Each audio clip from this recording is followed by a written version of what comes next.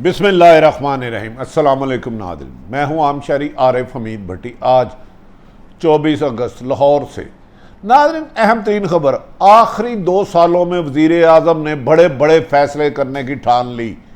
अपना ही उनका एडवाइज़र भाग गया। कहा जा रहा है कि उनके एडवाइज़र होते हुए वो IMF की शराइत को ज़्यादा तरजीह दे रहे थे, तो वज़ीर आज़म ने कहा मेरे साथ वही चल सकता है जो मेरे अवाम की फलाह व बहबूद का फैसला करेगा। जिस पर वज़ीर आज़म पाकिस्तान ने कहा कि मुझे वो एडवाइज़र नहीं चाहिए जो मेरी अवाम पाकिस्तान को सहूलत देने में बजाय IMF की शराइत को माने। जिस पर मामले खसूसी बराए ख़जाना वक़ार मसूद ने इस्तीफ़ा दे दिया है, अपने ओहदे से मुस्तफ़ी हो गए। और वज़ीर आज़म पाकिस्तान ने कहा कि आने वाले दिनों में महंगाई में कमी डालने के लिए बड़े पैमाने पर मुशावरत शुरू कर दी है। इस सिलसिले में उन्होंने कहा मज़ीद कब्ज़ा माफिया, शुगर माफिया, बिजली माफिया के ख़िलाफ़ अब सख्त तरीन कार्रवाई होगी और अब गिरफ्तारियां नहीं बल्कि सज़ाएँ होंगी। वज़ीर आज़म के इस हुक्म के बाद मुस्लिम लीग नून में खलबली मच गई है और उन्होंने कहा कि अगर आज शहबाज शरीफ को बुलाया था उस पर इल्ज़ाम है, जबकि मुस्लिम लीग नून का दावा है कि हुकूमत इंतकामी कार्रवाइयाँ कर रही हैं, जबकि इस सिलसिले में इमरान खान बेशतर मरतबा कह चुके हैं कि ये सिर्फ़ और सिर्फ पीपल्स पार्टी और नून लीग उनसे NRO का लफ्ज़ सुनना चाहती है। अब मैंने आखिरी 2 सालों में इनके पेट में से पैसा निकलवाना है, जिस वजह से इनकी चीखें सुनाई दे रही हैं। दूसरी तरफ नाजरीन, मुस्लिम लीग नून दौर के साबक वज़ीर ख़जाना और सिंध के सेक्रेटरी जनरल मुफ्ता इस्माइल ने कहा कि पार्टी में बदमाश हैं, मैं नहीं चल सकता इनके साथ। उन्होंने अपने ओहदे से मुस्तफ़ी हो गए हैं, इस्तीफ़ा दे दिया है। मुफ्ता इस्माइल ने इल्ज़ाम लगाया है कि पार्टी में बदमाश टोले के होते हुए सिंध और कराची में सियासत मुश्किल है। ये बात हुकूमत या मुस्लिम लीग नून के ख़िलाफ़ नहीं, मुस्लिम लीग नून के सिंध के सेक्रेटरी जनरल अहम तरीन मुफ्ता इस्माइल जो अरबपति आदमी है और साबक वज़ीर ख़जाना है। बदमाश टोला उन्होंने किसको कहा? लाहौर से कौन से बंदे ने उन पर होने वाले एक फंक्शन में बदतमीज़ी की गाली गलोच दी। इसके लिए लगता है मुस्लिम लीग आने वाले दिनों में बिखर सकती है। नाज़रीन, दूसरी तरफ वज़ीर आज़म इमरान खान साहब ने कहा कि इंटरनेशनल ताकतों की बात मैंने अब नहीं माननी।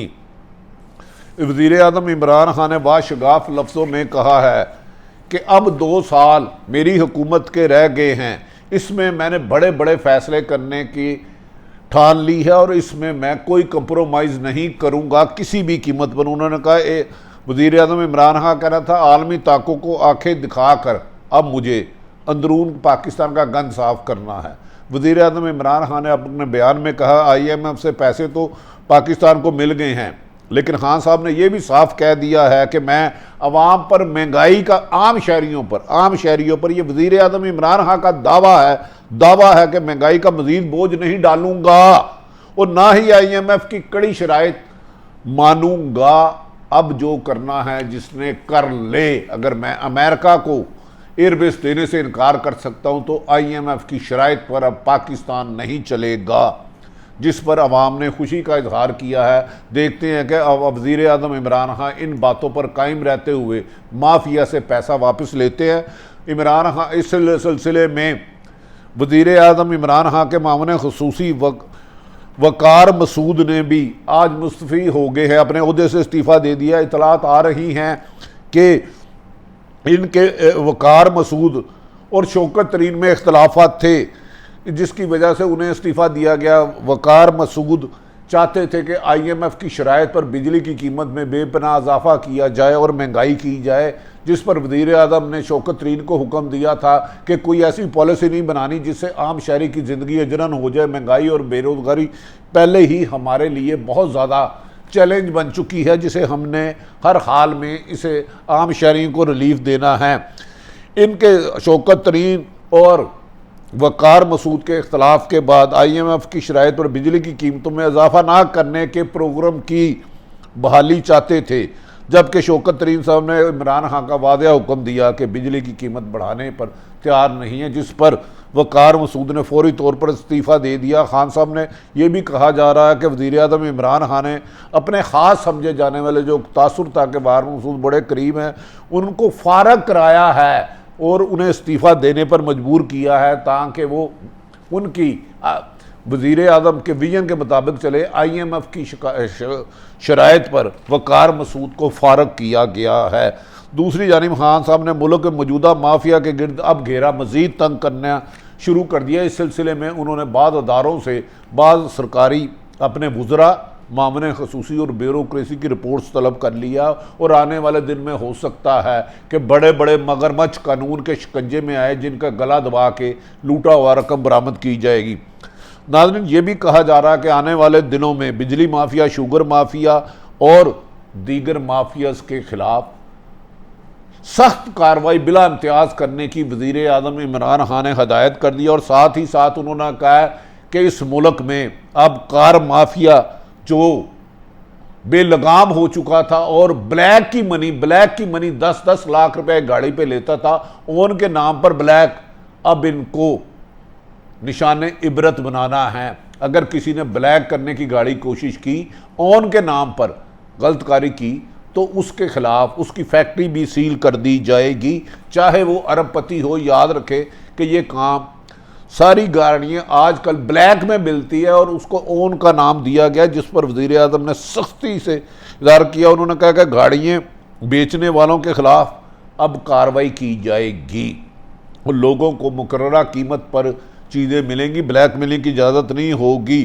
खान साहब ने अब तक बहुत सी बड़ी मछलियों को हाथ डाला। बदकिस्मती से हमारा मीडिया खान साहब के लिए, या खान साहब का कहना है कि मीडिया उनकी बातें अच्छी उजागर नहीं करता, क्योंकि पाकिस्तान के मसूदा निज़ाम की वजह से खान साहब ने हाथ तो हर बड़े मगरमच्छ में डाला, लेकिन मसूदा निज़ाम की वजह से बड़े बड़े मगरमच्छ जिनमें नवाज शरीफ, शहबाज शरीफ, आसफ अली जरदारी और दीगर लोग, एहसन इकबाल वगैरह बच गए। उन्होंने कहा मैं इनको किसी भी कीमत पर नहीं छोड़ूंगा।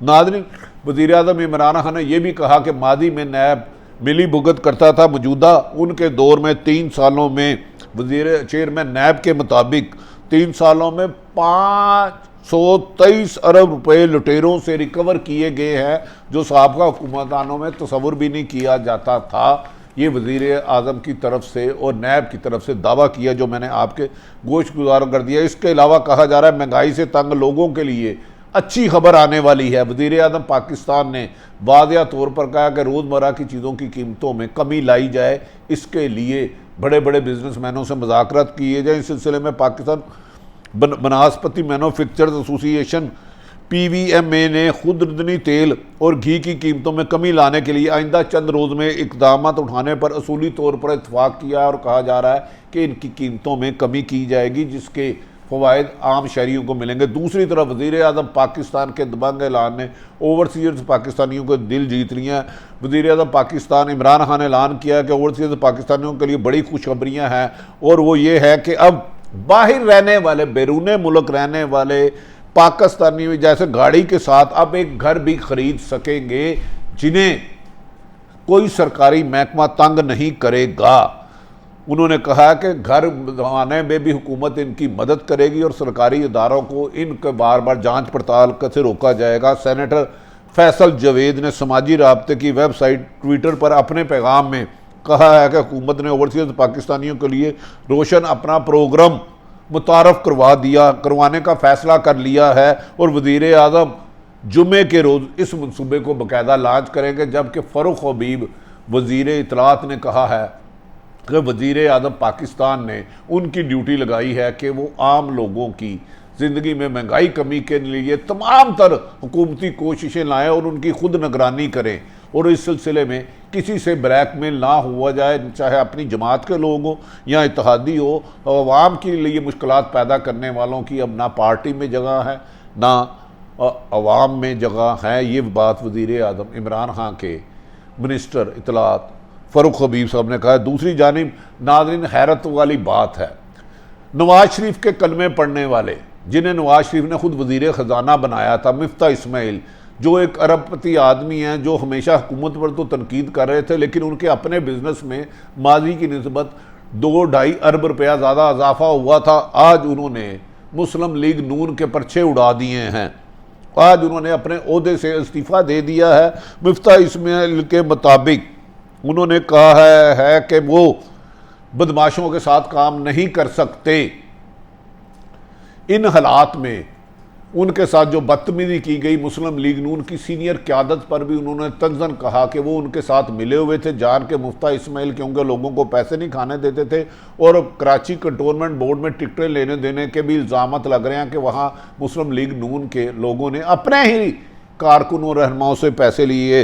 मुफ्ता इस्माइल ने आज अपने ओहदे से इस्तीफ़ा दे दिया है। मुस्लिम लीग नून में जो चंद अच्छे लोग थे, इनमें मुफ्ता इस्माइल का नाम आता था। गो के मुफ्ता इस्माइल पर भी करप्शन के बाद इल्ज़ामात हैं।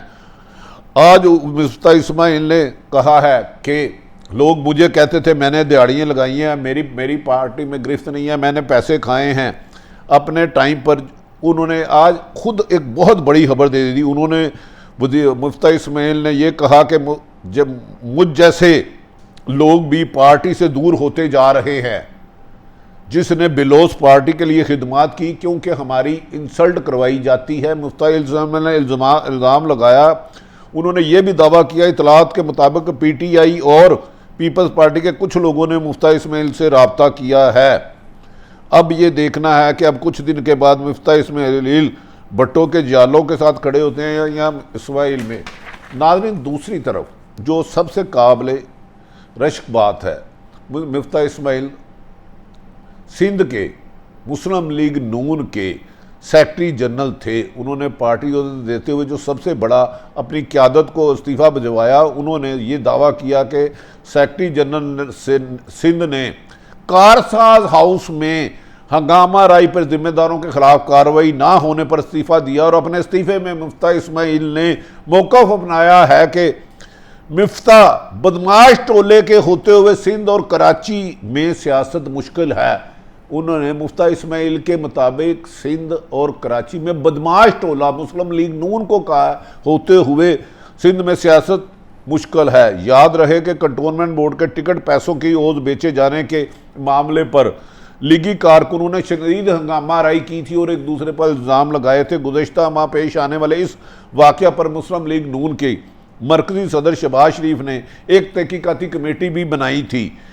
मुबैना तौर पर इस कमेटी की तहकीकात में कोई पेशरफ्त नहीं हो सकी, जिसके बायस आज मुफ्ता इस्माइल ने अदम एतमाद करते हुए सिंध के सेक्रेटरी जनरल के ओहदे से इस्तीफ़ा दे दिया। उन्होंने कहा जिस पार्टी में सूबे के एक सेक्रेटरी जनरल की इज़्ज़त महफूज नहीं और उससे बदमाशी होगी और उसके नीचे पैसे देके काम किया जाएगा, उस पार्टी में रह के मुल्क की खिदमत नहीं की जा सकती। देखना यह है कि उनकी क़यादत में कौन कौन से बड़े लोगों ने मुफ्ता इस्माइल को मजबूर किया और मुफ्ता इस्माइल ने मुस्लिम लीग नून के चंद अहम लोगों को बदमाशी का ताना दिए। इसका अगली व्लॉग में बताएंगे। नाज़रीन, मैंने सियासी सूरत हाल सारी आपके बता दी। आइंदा बताएंगे कि अफ़गानिस्तान में नई डेवलपमेंट क्या होने जा रही है, अस्करी क़यादत और इमरान खान क्या बड़ा फ़ैसला करने वाले हैं अफ़गानिस्तान के इशू में। अपने इर्द गिर्द रहने वालों की खुशियों का ख्याल रखिएगा। पाकिस्तान जिंदाबाद।